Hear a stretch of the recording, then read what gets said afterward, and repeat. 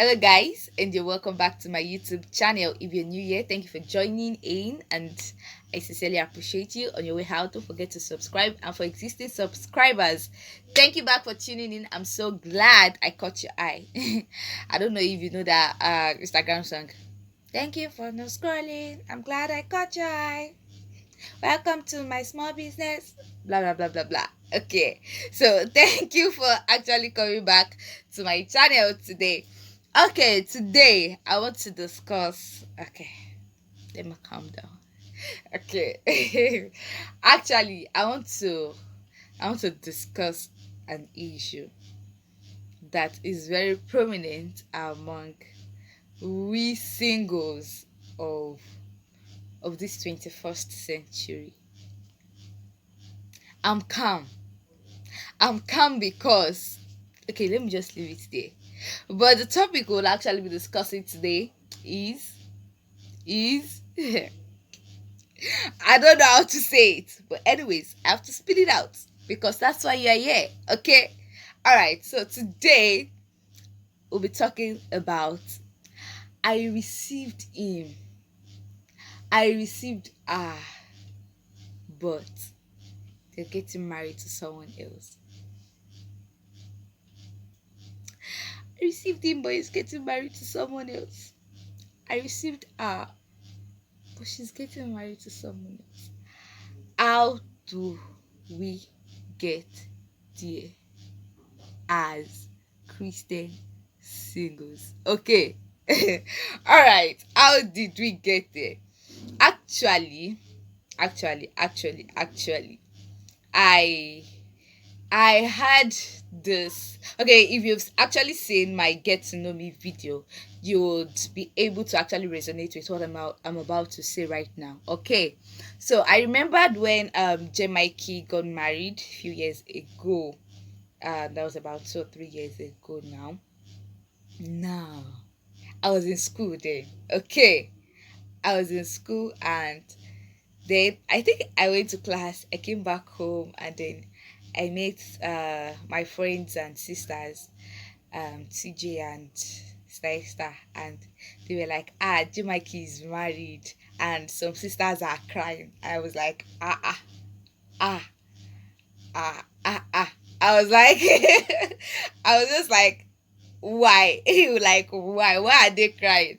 And they're like, a lot of sisters have actually been receiving or anticipating to get married to brother Joshua. Okay, for those who don't know who J Mikey is, okay, J Mikey is actually the second child of Daddy Mike Bamiloye, okay, Mount Zion film, Mount Zion Movies International. So okay, so I came back, and they were like, some sisters were crying, and some were even ranting on social media that J Mikey got married, blah blah blah. They had received J Mikey and this and that. So I'm actually here to actually discuss. Let me put this out before I continue with this video. That what I'm about to discuss today is not a is not something that I have gotten hold onto as a fact. No, I wouldn't say it's not a fact. Okay, what I'm about to say today, let me just put this out before I continue with this video, is that I might not be 100% right with what I'm about to say, but I'm saying this from my own point of view of what I feel can actually cause this issue. All right, so I had to put that out so it doesn't look like I'm actually bringing this from a biblical standpoint. Okay, when I actually divert to the Bible, like when I'm picking my points from the Bible, I'll definitely let you know I am picking my points from the Bible.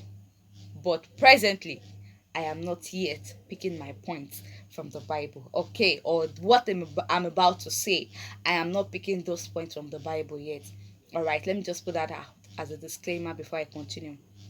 Okay, so I felt the reason why a lot of, and even beyond Jamaica's issue, a lot of people had actually have continually had this issue of, I received this brother in the church, and this brother just came to give me his wedding invitation. I've actually been eyeing this sister, and this sister shocked me by posting a proposal or engagement pictures, blah blah blah. I mean, let's sort this issue out. What are the things that actually cause this issue of I received him, I received her, but okay, I would actually be saying this from the standpoint of the victim. Okay, the victim in the sense that the person, the receiver.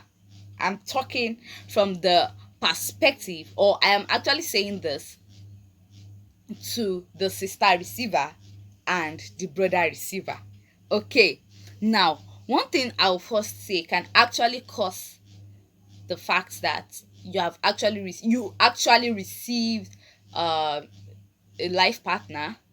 Like, you said it now, you said you received them. Okay, I didn't receive for you, you received it. Okay, so what I would say can actually cause this issue, number one, is lost. You can actually be lost in after this you can actually be lost in after this person in question, and you decide to take the arts this art that I mean, let me first put this, that there is no way you'll be lusting after someone, lusting. There's no way you'll be lusting after someone, and it doesn't have to do with your art, and it doesn't have to do with your mind.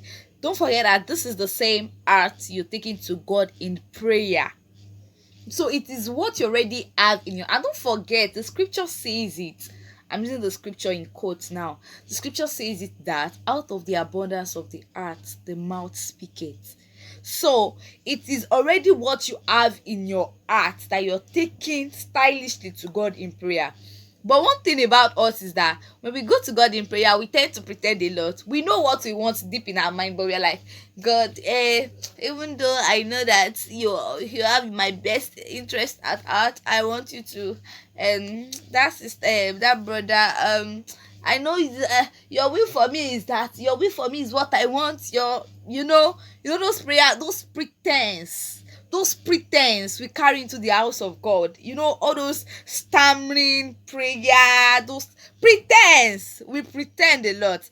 Okay, so, and don't forget that the scripture already said it, that out of the abundance of the other mouth speaketh. And while we are praying, or even when we are communicating to God, God does not look at the outward appearance. It takes note of the heart. And because those that worship God must worship in spirit and in truth. Okay, so this has to do with your heart in question now. So the fact that you're already lost in after this person, this brother or sister in quotes, is what you're actually carrying to God in prayer. And even though you tend to say, God, I know, brother, like, I don't know what your plan is for me. Someone will say, I don't know what your plan is for me, God Jesus. I am surrendering myself to your will. I am saying that your perfect will be done in my life. But I want to know what you're saying concerning brother Lagbaja. Eh? Your heart is saying yes. Your heart is farming that brother. So you think when God is saying no, your ears will be open to hear him? No. It only takes a measure of God's grace for you to hear clearly when God is saying no. When in actual sense your heart is already clouded by the euphoria of this brother. When you're already filled with, I don't know what else to say again. In fact, I don't know. When you're already filled with the image, in fact, a lot of people you've even imagined getting married. You imagined, I mean, how your home will look like, how you'll be entering the car, getting out of the car, how you'll be holding your hand. I'm talking to the sisters. How you'll be holding your hand, and you'll be like, yeah, we will tested this Sunday with your name. It's March, like swat. You know, you've tested the surname with your name, and the name actually rhymes. It's not, the names are not backing each other. They actually rhymes. They flow very, very, very well.